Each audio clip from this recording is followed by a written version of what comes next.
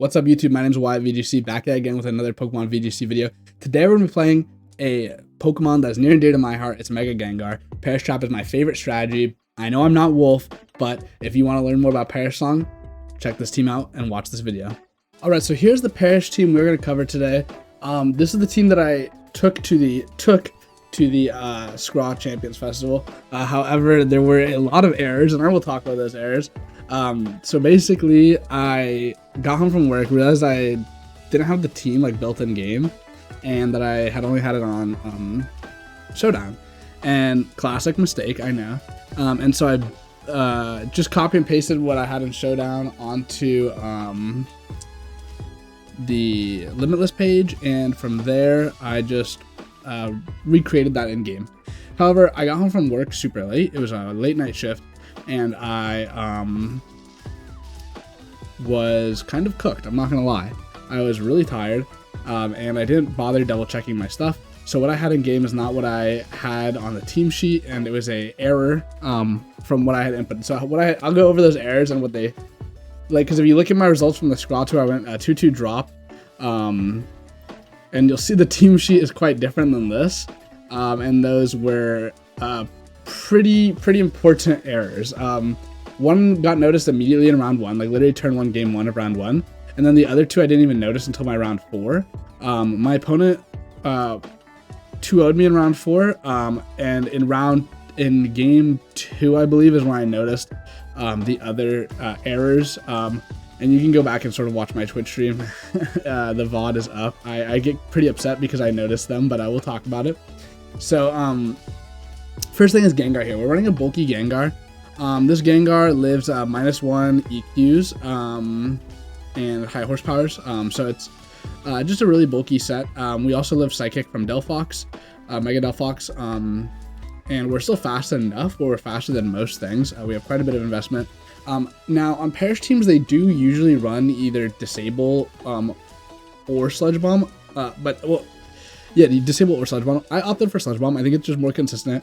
It's very good into Floette. Even with no investment, you're still dealing like 50 to 60% on these like super bulky Calm Mind Floettes, which is very nice.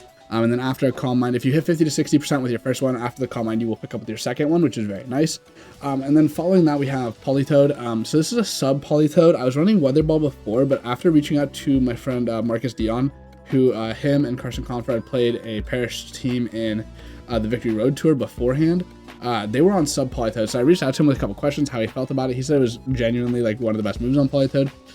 So I was like, I'll give it a try, and it did feel very good. It very much punishes double protect turns for instant switches, for fake out turns, because a lot of times your opponent will just double protect on the instant switch in if they have like a like if they lose the game essentially, if one of their mons get faked out and they get hit by Muddy Water. But they focus so much on the Muddy Water that they don't even like bother. I don't know, maybe it's something in the brain, but I just click sub, and then now we're just in such a good position. Following that, we have Pasho Berry Ensign. So this is just max physical defense Ensign. Not max, but very high physical defense Ensign, as well as Pasho Berry. The reason I did this is because we can still live CCs from Sneezers this way, if they're -1 or if they're Jolly. And then we are lower special defense, because most of the water moves in the game right now, outside of like Vascular Legion, are going to be special attacks. So I figured because of Pasho Berry, I could actually go lower on my special defense, just to take like a rain boosted Scald or something. I actually didn't need the Pasho Berry, so that was sort of why we did that. And then we have standard moves. Protect's gonna be on everything because it is a Perish Trap team, so we just throw Chop, Parting Shot, Fake Out, Protect. And then we have Como. So this is this one had 2 mistakes in the Scraw Tour. So the first one was I was Overcoat, not soundproof, and I actually didn't notice that. My friend Noah messaged me, who was watching my stream game, and I didn't even catch it, but my Como was ticking for Perish Song, and Noah's like, why is your Como ticking? I was like, huh? And I realized I had submitted Overcoat, which was super bad. Moxie Boosted is calling me. When Mr. Boosted calls, you answer. So soundproof is what it should be. And then also I just like put my Como on my team, like on the This one wasn't an error. I believe it was submitted correctly in both. But I just took the Como I had in game and I just put it in my team builder because I thought I had leftovers, but I had Dragon Fang. So it was Dragon Fang on the paste, and it was Dragon Fang in game, but it was supposed to be leftovers and I forgot to switch it. And that's why the HP number is the way it is. It's a leftovers number. And leftovers is just really good on Perish teams, as well as Como is actually decently bulky, so if it's not being hit by like a fairy move or a flying move, you actually take things pretty well, and that leftovers boost does matter for that. So like I said, I think Dragon Fang's fine. Like I really think you could probably just drop the HP down, go back to the special, like go up special attack and, you know, some random bulk, and probably call it fine with Dragon Fangs, but I did think leftovers was somewhat important for this team in particular. And then King Gambit, we're not choppable at King Gambit because we're actually a fast King Gambit. So I really am a big fan of fast King Gambit. So we just are second bump in attack, as much HP as we can afford while being 91 speed. Some fast King Gambits are running around right now at 89 speed. So I just outsped that by 2 points. I think the speed creep war is kind of frustrating. So by just creeping whatever the popular set is by 2, you're just always winning that speed creep war for the most part. And that's just like a little trick I learned, but it is, at some point you're going to give up so much bulk for so much speed that it becomes not worth it, and that's when the speed creep war sort of starts over, because then when that happens, King Gambits will just go back to min speed, bulkier, and they'll just ignore it. But for now, I thought this was pretty good. And then Aerodactyl, this was the biggest team sheet error I had. So I had a Rock Blast as my submitted team sheet. So this was my game 1, turn 1, round 1 of the day, and I just clicked Rock Slide, and I was like, oh man, I'm in such a good position here, I can just click Rock Slide. And then my opponent called a judge, and I said, what? And then they said, you have a team sheet error. And I said, what? And they said, you have Rock Blast. And I was like, oh my God. So I was like, I had to run Rock Blast for the tournament. And it was so bad. Like, it's the same accuracy, right? And I guess, like, if you hit, I think it's like three Rock Blasts, right? 25. Sorry, if you hit 3 Rock Blasts, it's like doing more than Rock Slide. However, and my friend kept telling me like it's not a big deal, but I think the biggest thing with Rock Slide actually is just the fact that it's spread move. Like the flinch is nice, like you always have a chance to win off the flinch, but realistically it's the spread damage, because there was a game, I think my round 3, my opponent had a really good matchup into me. It was like Sand, it was like Mega T-Tar Exca plus like Mega Floette. They could just lead T-Tar Exca into me and kind of just like click their buttons, right, and do whatever they want. With Rock Slide, what that means is I can turn 1, I can lead Instant Arrow, I can fake out their Excadrill and click Tailwind, and then from there I can just click, I don't have to lose my Aerodactyl, like its pressure, because at that point they're -1. I can fake out Parting Shot, cycle them with Instant, while just fishing for flinches and chip damage off the Rock Slide, but breaking the sash on the Excadrill if they do protect that turn 1 is so important. However, because I didn't have Rock Slide, there was literally no reason for them to bother clicking Protect, because I'm not doing any damage and I'm not getting damage on both Mons, so it's just it was very pointless. So that really sucked. Also in my round 4, I didn't bring Aerodactyl. Part of the reason I didn't bring Aerodactyl is because I didn't have Rock Slide. Having Rock Slide would have helped a lot against it was like a Charizard X team with Milotic. Honestly, I played that guy Jime. He was really cool, very chill opponent. He did shit on me very bad, and even he said like it was a pretty bad matchup. Spoilers, Tinkaton's really good, and I have nothing on this team to deal with Tinkaton other than like clicking Muddy Water with Politoed, but that's so much easier said than done. So yeah, that matchup, I think I could have brought Aerodactyl had I had Rock Slide, because I could have fished for Rock Slides on the partners, the Rock Slide flinches on the partners of Tinkaton. Like Milotic and stuff, and just going for the flinches, but because I couldn't, it felt really bad. However, I think this version of the team is quite perfected, and I'm going to put a rental up on screen now. Alright, so here's the replica team for you guys.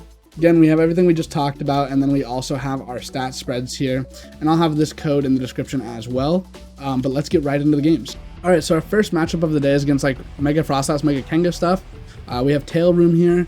I think honestly, both of their Megas are decently positioned here. I think Mega Frosthouse is probably what they'll lean towards more, because I can just fake out cycle with the Instant. They do have Scrappy fake out though, which is like interesting against this team.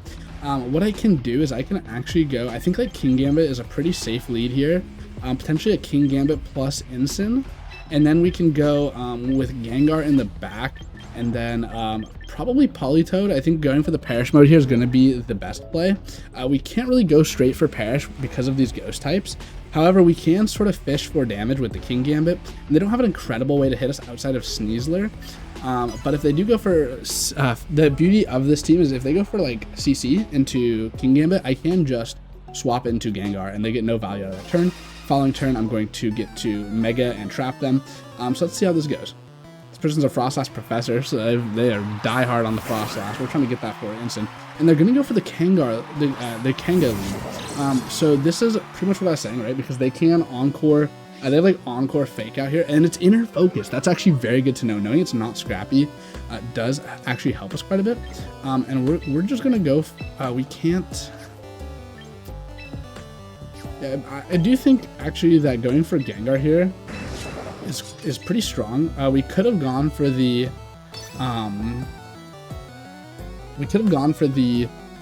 Low kick into the Kanga, but I actually think a Mega Kanga Drain Punch probably picks up King Gambit since we're not Choppleberry. We'll have to see how this goes. Let's see what they do. Okay, so they don't Mega. This could be Fake Out Last Resort, which would be interesting, but they're not Scrappy, and I think having Scrappy is 100% what you want to do on that set in particular. I do think actually just KOing the Whimsicott is better here. I think KOing the Whimsicott, just going for a Parting Shot here, is actually pretty strong. What this does is this allows us to be Upamon, and being Upamon and Perish is just incredible. Parting Shotting is going to let us bring in Politoed. We can actually Parting Shot with our Poly, or we can Perish Song, swap back into Ensign, have Fake Out Parting Shot for the follow-up, which is just really, really good. So they are going to Mega. Let's see. I don't think Kangaskhan has many ways to hit Gengar. They could be running Earthquake. That would be the biggest thing. Let's see. Drain Punch. So no, they're going to go for Drain Punch. Makes sense. They're going to get their HP back. It's going to deal significant damage onto our Incineroar. But we're going to get this Parting Shot off. We're going to pick up the Whimsicott, and then we'll have to see what they can bring in to actually deal with our Gengar. Basky Legion would do it, but they're going to have to deal with us clicking Perish on, and actually with Basky Legion, I don't see a reason I can't just bring King Gambit. We can just Kowtow Cleave Protect if it's about if Basky Legion is going to be their answer, and if it's anything but that, I think I can just click Perish on. Let's see. So they're gonna know first, right? But I'm basically saying, yeah, if this is okay, Sneasler. So Sneasler has no real way to hit us. I'm gonna go for the Perish Song. Because they didn't Earthquake that turn, I don't think they have it. I think Perish Songing into a Incineroar Incineroar swap in here is valuable. There's a CC coming into King Gambit, unfortunately, which I don't really want Incineroar to take. So maybe we'll just sacrifice our King Gambit. I think sacrificing our King Gambit is not the worst thing here. Because sacrificing it, okay, they're gonna Fake Out, which means that could have been an Incineroar swapping. Sucker Punch. Interesting. So we get our Perish Song off here. And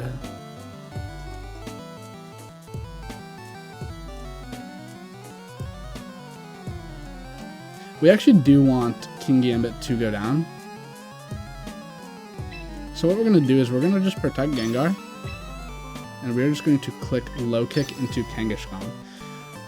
I'm avoiding the Sneasler, swapping the incident, because if it's White Herb Sneasler, it's going to get that that boost removed. And getting that boost removed would just be really bad for us overall. So they go for the CC, they pick us up. This is fine. This is good. This is actually what we want. Because now we're going to get a Perish count to 2. We can bring Incineroar in. And they are White Herb. Actually, because of their greediness here, we actually...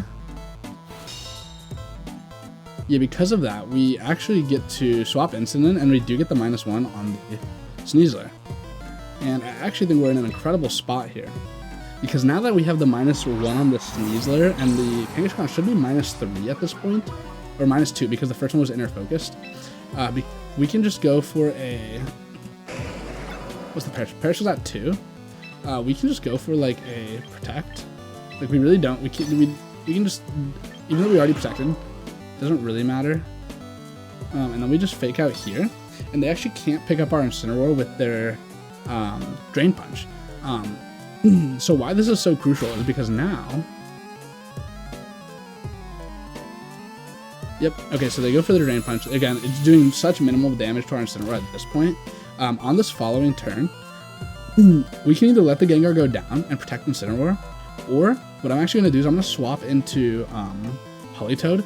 Both of their guys being at such low damage just means that nothing really, they can't really threaten much damage into our Citrus Berry Politoed. That being said, I can protect.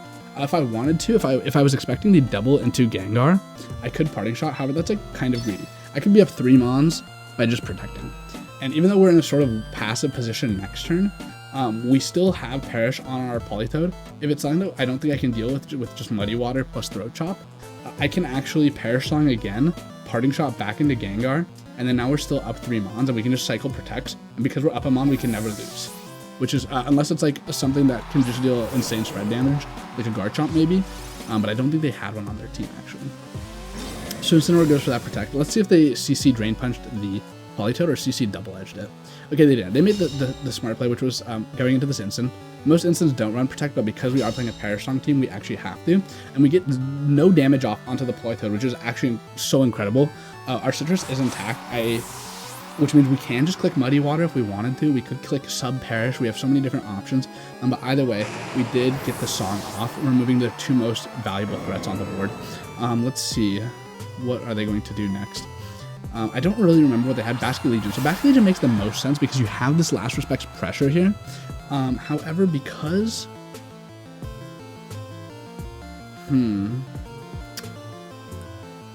I think we could just attack, or we could click Perish Song. We have options here. I think I'm actually going to go for the Perish Song, and then I'm just going to go for the Throat Chop. If they go... We could have cycled Incin, but this is going to probably go into Incineroar, yep. And that's totally fine. We get a Perish Song off. Gengar hasn't heard the song. Our Politoed is confirmed slower now, so we can go for a Double Protect this next turn, and then we can go for either a Shadow... We can go for Shadow Ball Substitute, and Shadow Ball Substitute, one of those should win us the game, unless this is like exactly Sash Basket Legion. If it's Sash Basket Legion, we could be in a problem because Last Respects is picking up this Gengar.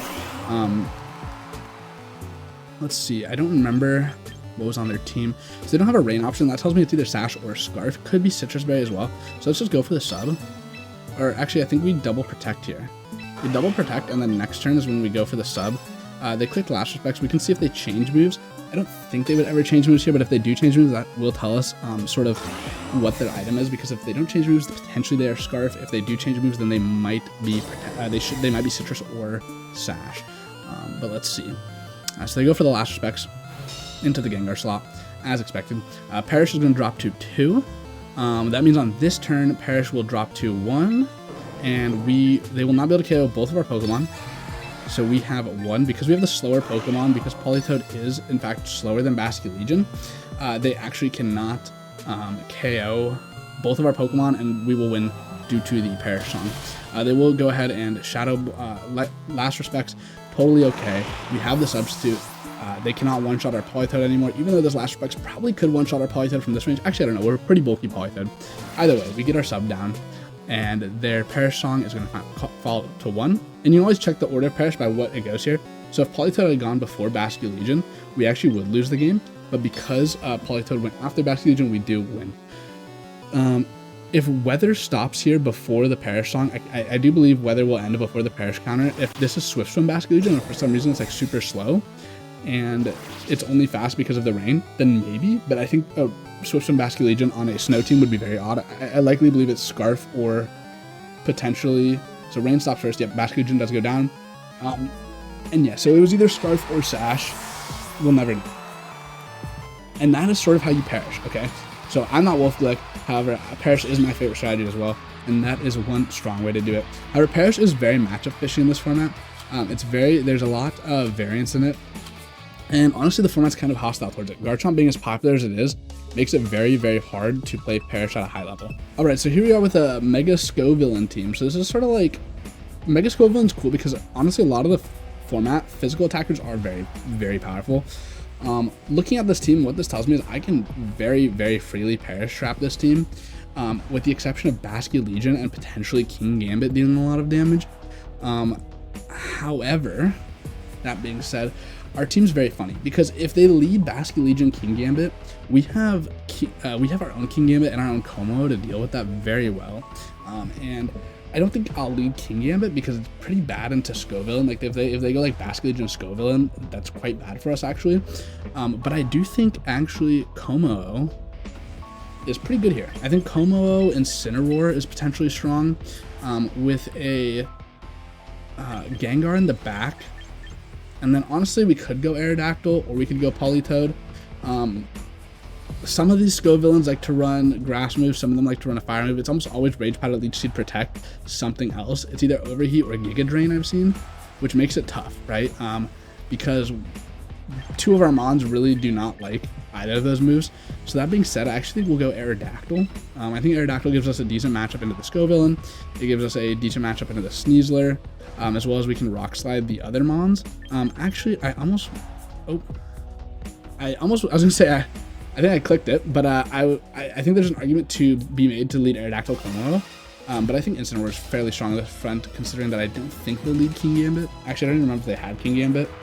Oh, they did. Oh, shoot. They did have King Gambit. I forgore. That's okay, because we can Aura Sphere, Fake Out, and we hope that they're Black Glasses and not Choppleberry.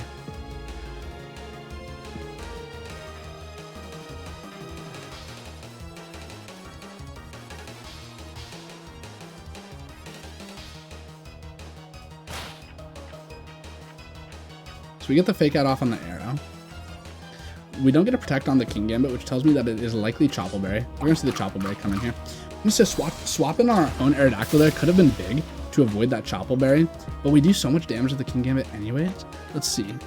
How much is this Cow to Iron Head into our Como? It is going to do quite a bit. Leftovers does get us out of range though. I'm actually wondering if it's worth just Aura Sphering again, looking for a Parting Shot into the Aerodactyl, and just saying, hey, if you Tailwind, that's fine, because now I get my Gengar in, or my own Aerodactyl. Either one is fine. The Iron Head did more than I would have hoped, to be completely honest. I think if I had it predicted it to be Choppleberry, I think a swap in on my own Aerodactyl on turn 1 could have been good. We would have lost the speed, but we would have had the staggered Tailwind, which means that we would have had the faster Tailwind later in the game. However, staggering it by a couple turns here is not going to be bad either. And if they do go for the double up on Como, that's fine as well. So it looks like Tailwind is going to come out. Let's see, is the King Gambit faster than my Como or not? It is going to be faster, but they're going to go for the low kick on the Incineroar. Incineroar is going to live this, and they're going to actually lose their King Gambit here, and we're going to get our Aerodactyl in, which is very good for us. You love to see that. In fact, actually, we can bring Gengar in here, almost for free. Unless this is a Basky Legion that comes in, which if it's Basky Legion, you know, we can just bring Incineroar back, because this is a -2 Aerodactyl that they're looking at. So let's go ahead and bring our Gengar in. We'll save our Aerodactyl for the end, because stalling out their Tailwind could be very beneficial for us. And we don't have any defense drops. We also are just getting our leftovers HP back here with the Como. Just such a bulky Pokemon.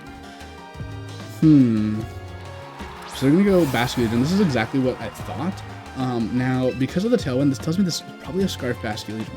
So what I can do is I can go Clanging Scales or Draco. Basically, we're going to try and get rid of Aerodactyl this turn, and then we're going to just swap in Incineroar on this Gengar. We could Protect to burn a turn of Tailwind. In fact, I think just double protecting is actually quite fine here. We're going to get some HP back with our leftovers. And if it's Scarf Basket Legion, we'll see what they lock into. They're just going to go ahead and swap out Aerodactyl. So if I had Draco here, that could have been bad too. They're going to bring in Sneasler. This was probably to try and fish for the White Herb off the Incineroar switch in. But now that we know they brought Sneasler in, and if we can solve this Tail Room out, I think we are actually looking quite pretty. They are going to have a Fake Out on the Como Live, but it might not matter. It might not matter. Let's see here. So they're going to go for the Gengar, which makes sense. And then I think we can actually just go for a Clanging Scales here and swap in Incineroar. And we'll see if they're White Herb or not. I have a feeling they would be White Herb. However, the Sneasler doesn't pressure us that much, and if they click Fake Out, that's fine. That's just another turn of Tailwind that they have burnt. And they actually are Sash. Okay, because they lived up, they are Sash, and the Last Rex does negligible damage to our Incineroar. Let's see what they go for here. It's going to be a close combat into our Como. We should take this. Yeah, we take that fairly confidently, and they get a special defense drop, and because of that, they will get dropped down to Sash here. Oh, they don't. Wow. I guess we're not Modest or Dragon Fang, so I guess we wouldn't.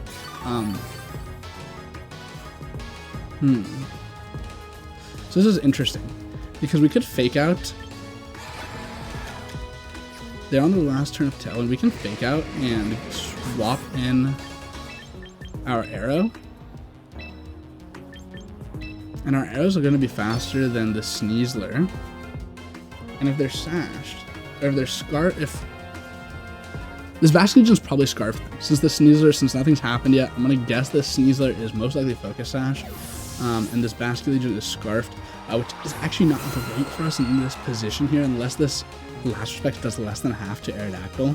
We will have to see. So we get the Fake Out off, does so much damage there. We could have gone for a Throat Chop into the... Okay, so that is going to do significantly more than I would like. But the Tailwind's gone. So the Tailwind's gone.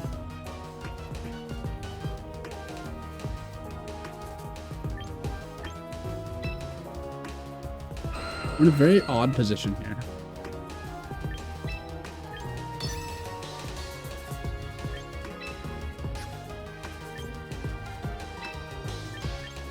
Our goal is actually going to be... Okay, if they read this, they're just better. If they read this, they're just better. What this does is this puts us in a position to next turn Shadow Ball and Dual Wing Gate. Yep, so Last Respects goes there. Let's see the CC into the slot. Yep, perfect. So now we can go for the Dual Wing Beat here. Actually, it's almost worth going for the Tailwind. Going for the Tailwind and the Shadow Ball. Because we're going to be faster than the Sneasler. And I think it actually comes down to if we're faster than the Basket Legion or not on our Gengar. I know we aren't, but does our opponent know that is like the question. Also, Gengar just sort of eating this Last Respects here, it might be good for us.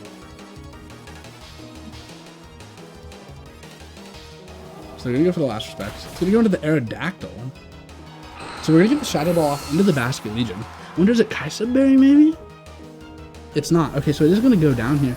Does this Sneasler plan on just Dire Clawing us, potentially, into such an unfavorable position of like a sleep?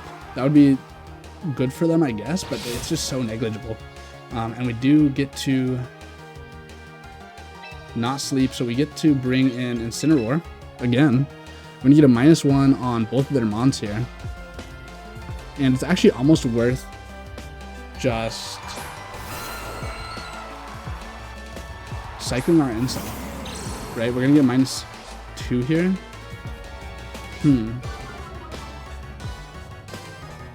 I think we'll Fake Out the Aerodactyl and we'll Shadow Ball the Sneasler.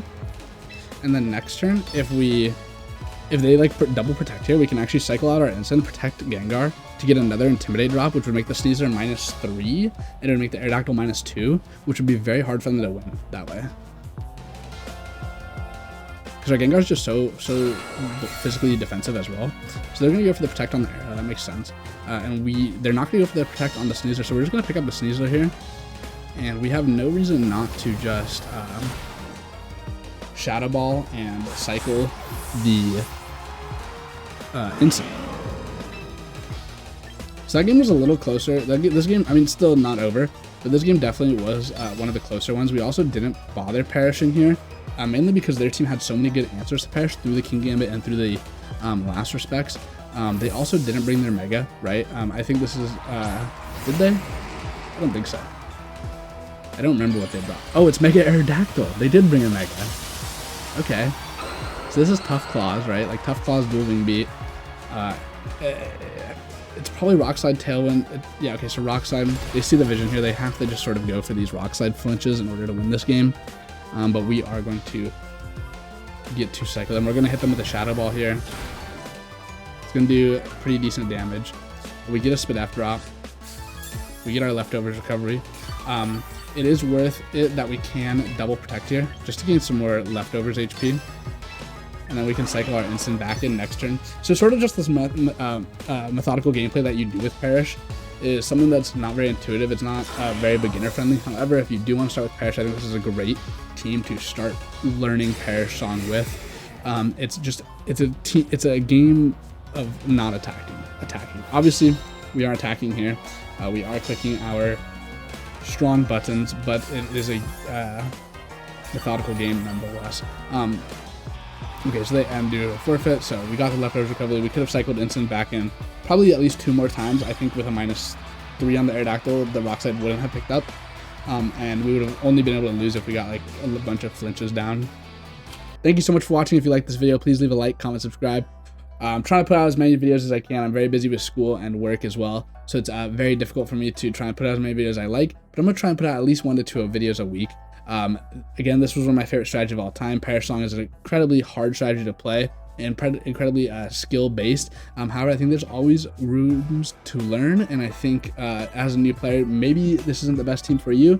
However, if you are wanting to increase your skill capacity, this might be a team you want to pick up and try maybe in a couple friendly games before you hop on the ladder with it. See if it really suits your playstyle. Again, it's very slow and methodical, so just keep that in mind while you're playing. If you do see success with this team, please let me know on Twitter or in the comments down below. My links are all in the description down below. You can follow me on Twitter, Twitch. I try and stream almost all of my tournaments live, so go check me out over there. That being said, I'll see you all next time.